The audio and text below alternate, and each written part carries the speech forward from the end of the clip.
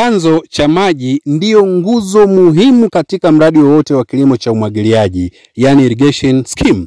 Katika mradi wetu huu, sisi tunatumia bwawa hili lililotengenezwa kwa maji ya mvua, hayana chumvi na ni mazuri kwa umwagiliaji. Karibu, tuendelee. Yes, ukishakuwa na uhakika na chanzo chako cha maji, utahitaji kuwa na hili bomba. Of course, ni la 1.5 inchi.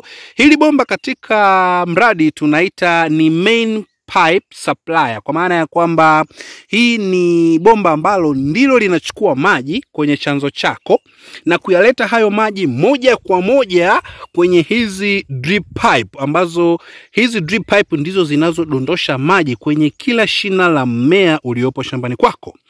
Kitu muhimu cha kuzingatia, mwishoni mwa hii main supplier lazima uweke hichi kifaa tunaita ni stopper, kwa maana ya kwamba hii stopper inafanya kazi ya kuongeza pressure kwenye hii main pipe, main supplier, ambapo sasa hiyo pressure inaenda pia kuongezwa katika hizi drip pipe, ambapo maji ya kutosha yatadondoka kwenye kila shina la mmea uliopo shambani kwako.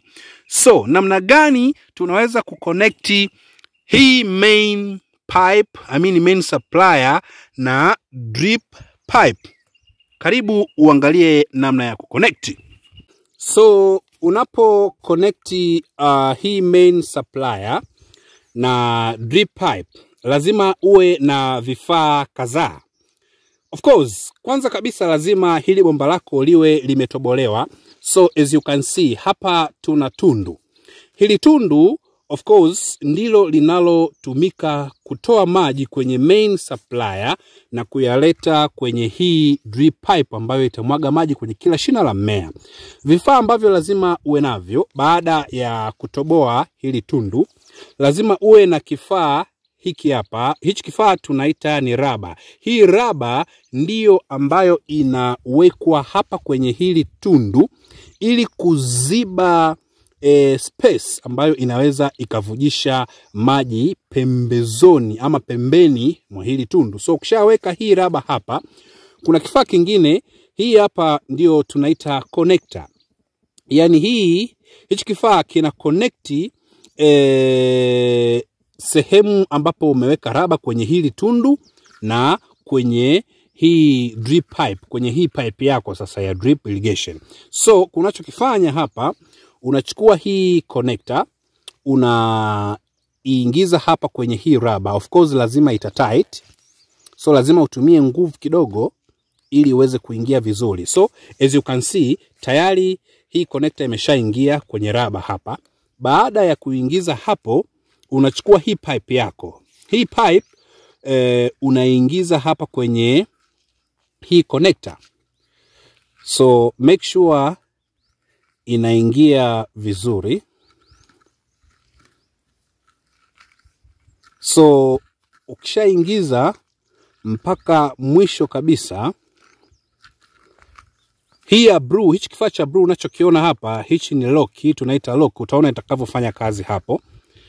Ukishaingiza hii pipe yako, ukahakikisha kabisa imefit, then simply kabisa hii lock yako ndio unaichukua, unaisogeza mbele, kwa maana ya kwamba ukishai tight kwa namna hii, tayari hii drip ya maji itaweza kutoa maji, hii drip pipe itaweza kutoa maji kwenye main supplier, kupeleka maji kwenye kila shina la mmea wako shamba zima.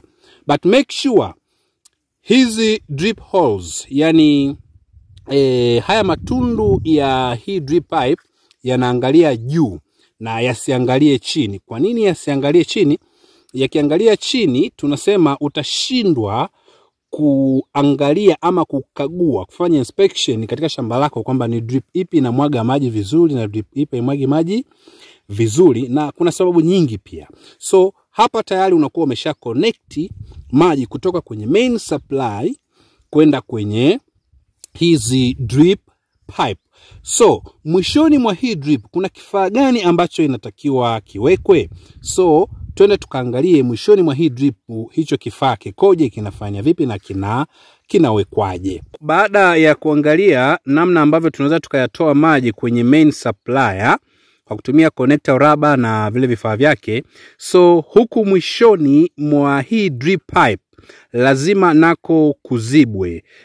Kuna zibwa ili pia kuongeza pressure zaidi kwenye hii drip pipe ili iweze kumwaga maji vizuri kwenye kila shina la mmea. So kuna hichi kifaa ambacho ndicho kinatumika katika kuzuia hii drip pipe of course, na kinafanya pia kazi ya kuweza kushikilia hii pipe isiweze kuswing, kwa maana ya kwamba kwenda kulia, kushoto, mbele au nyuma, kwa kutumia hili tundu ambalo hili tundu unaweza ukachomeka aina yoyote ya peg, kwa maana kwamba ezekani kijiti ambacho unaweza kukichomeka ili kizuie hii pipe kucheza. So ni simple, unakiingiza kwenye hii pipe kwa namna hii, make sure kina tight kabisa mpaka mwishoni. Yes. So hichi unachokiona hapa of course ndio lock yake kama ambavyo tuliona kule kwenye connector. So ukishaingiza mpaka mwishoni, then unakisqueeze hichi kuja huku mbele, hichi ring, then kinakuwa tayari kimesha tight. So hapa hii drip pipe inakuwa tayari imeshazuiwa, kwa maana kwamba maji yatakapo flow yakifika mwishoni yana bounce, then yanaongeza pressure kwenye hii drip.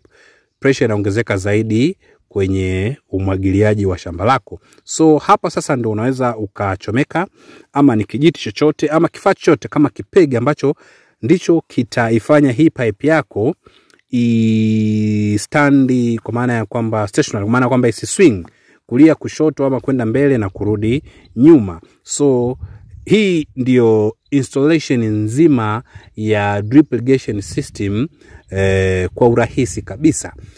Hivi ndivyo mfumo wa drip irrigation system unavyomwaga maji katika shamba lako. Ni kwa utaratibu mzuri kabisa na unakuhakikishia kiwango cha kutosha cha maji kwenye kila shina shamba lako zima. Pia drip irrigation system inakuhakikishia usalama wa mmea wako, kwa maana ya kwamba maji yanapenya mpaka chini kwenye mizizi ya mmea bila kuathiri mmea ukilinganisha na aina nyingine ya umwagiliaji. So hizi ni shughuli zetu. Kama utakuwa una project yako utatamani kufanya kazi na sisi, kuna namba zetu zipo hapo chini, usisite kutupigia, usisite kusubscribe, share hii video kwa wengine wengi ili sote tuweze kufanya kilimo bora kisichotegemea tu mvua, hivyo kuweza kunufaika kwa namna moja ama nyingine kiuchumi, lakini pia na usalama wa chakula. Asante, karibu tena, usisahau kusubscribe, share comment yako hapo chini, tutafly maswali mbalimbali. Nini umejifunza katika hili darasa fupi? Asante, karibu tena na tena.